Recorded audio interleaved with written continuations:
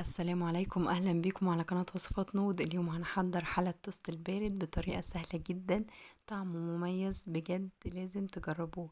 حاجة كده طعمها تحفة. يلا نشوف الطريقة. بس لأول مرة تشوفوني، انا هند سليم ودي قناتي. متنسونيش في اللايك والاشتراك عشان يوصل لكم كل جديد. نقول بسم الله. عندي كمية مناسبة كده من التوست. طبعا التوست الابيض هبتدي اشيل الحواف بالشكل ده. طبعا الحواف دي مش هنرميها، مفيش حاجة بتترمي. هجمعهم كده واحطهم في الفرن انشفهم واطحنهم، وبعد كده هستخدمهم بقسماط. هبتدي بقى اعمل كل كمية التوست بالشكل ده بنفس الطريقة.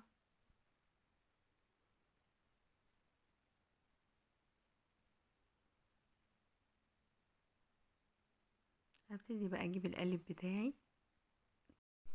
هبتدي بقى ارص قطع التوست كده اللي انا عملتها على حسب كمية القالب هستخدمها. عايزة تعملي دور واحد، دورين، زي ما تحبي.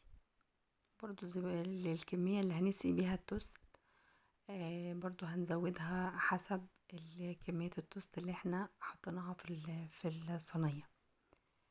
فهركنها بقى على جنب كده، وهبتدي اعمل الكريم كراميل.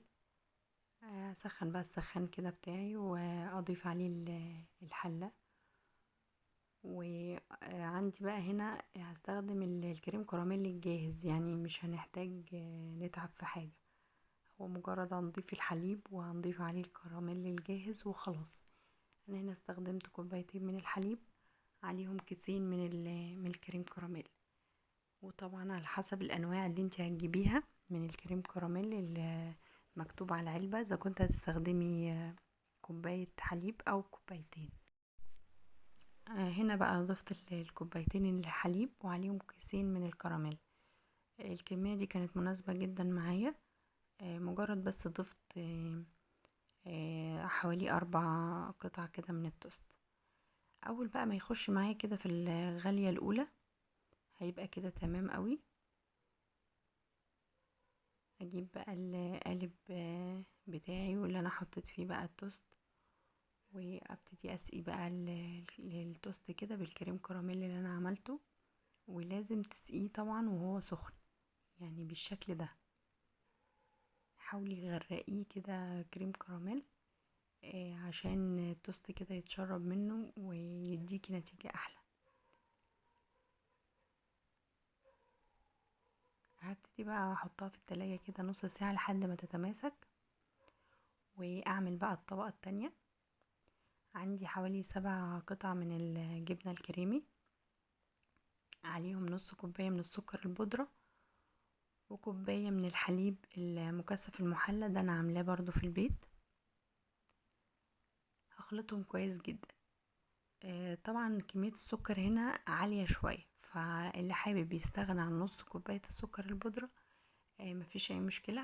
هتبقى طعمها برضو حلو، لان طبعا الحليب المكثف عندي فيه سكر فطبعا هيبقى طعمه زيادة قوي يعني.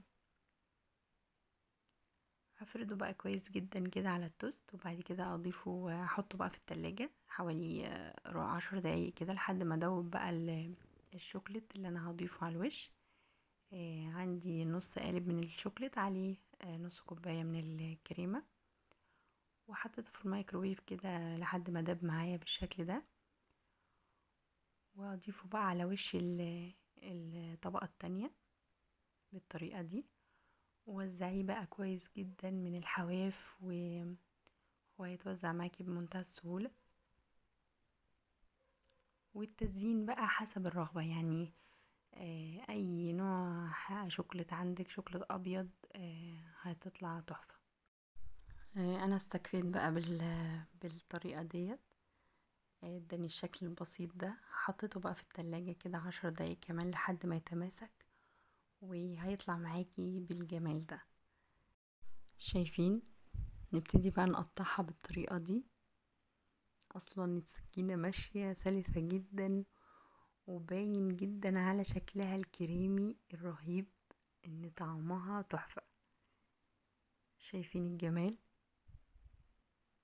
طبعا كل طبقة بتتكلم عن نفسها. طبقة التوست كده مع الكراميل حاجة كده طعم تاني، طبقة الجبنة، طبقة الشوكليت، كلها كده ميكس رهيب. حقيقي من الحلويات السهلة اللي ممكن هتعمليها يعني، ومش هتبطلي تعمليها من حلاوتها. طعمها يجنن. حقيقي لازم تجربوها بالطريقة السهلة دي. حاجة كده مميزة وشيك جدا، وهتعمليها برضو في العزومات.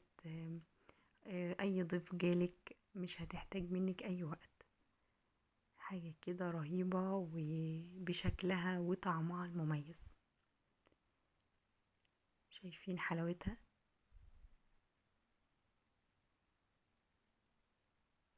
طبعا باين جدا انها كريمية جدا، وبقول لكم الميكس رهيب. حقيقي لازم تجربوها، من احلى الحلويات اللي هتعملوها وهتعجبكم جدا.